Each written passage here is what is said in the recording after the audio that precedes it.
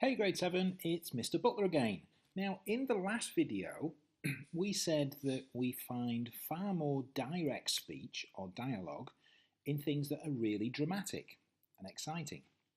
And we said that we often find more indirect speech examples in pieces of writing that are more thoughtful and analytical, informative. Okay. Now we're going to take a look now at some exceptions to the rule. Okay. So first of all, let's take a look at a Hagar the Horrible cartoon. Okay. So this is a cartoon from the UK. And we have Hagar the Horrible, the Viking over here, and one of his cronies over here, and a member of the public at the top. Okay, so let's take a look at the type of speech that we have in these speech bubbles. Okay, so first of all, we have Hagar's sidekick saying, "The lady of the castle wants you to sign this before you climb the ladder, Hagar." And Hagar shouts back from the bottom of the ladder, "What is it?" Okay, and this is reported speech. This is very rarely found in a cartoon strip. She says this castle is a historical landmark and she wants you to promise not to damage it. Okay, it's very rare that we see in a cartoon strip some recorded, reported speech, indirect speech like this. Okay, let's look at a second example from a cartoon strip. This is Calvin and Hobbes. Everyone knows Calvin and Hobbes.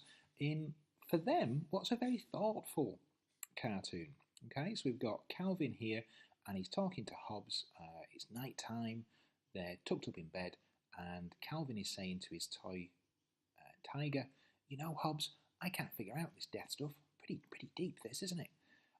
But we have some instances here. Again, in a cartoon strip, very rare to see some reported speech, some indirect speech. Mom says death is as natural as birth.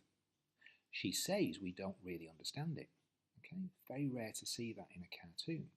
Now, if we take a look at one of our texts from the unit that my class, anyway, are studying this term, it's called Two Wolves. Now, here we go. This is in the scene when the two main characters, Ben and Olive, Ben and his sister, Ben Silver and his sister Olive, they've come back from one of their adventures and they're now back at Nan's house. And here we go. Here's some examples of indirect speech. Again, very rare in a novel to get this kind of indirect speech. He continued babbling about how he didn't mean it, that he was stupid, that he had looked after the money all those days, carrying it up the creek, and then at the end, when there was no danger, he had left it. Okay, so an example there of indirect speech. Lots of direct speech elsewhere, okay, and here as well, and here, okay. Novels and short stories have lots of direct speech. Very rare to find indirect speech like this. Here's some more. Ben told her everything they knew about the night the police came, and the raft and the helicopter and the storm and the night he thought Olive might die, and finding the cabin again and hitchhiking in the bus trip. Everything, almost everything. Okay, good examples there of indirect speech in a book that is pretty chocker full of direct speech. Okay, hopefully that gives us some insight into some unusual examples of indirect speech in novels and cartoon strips.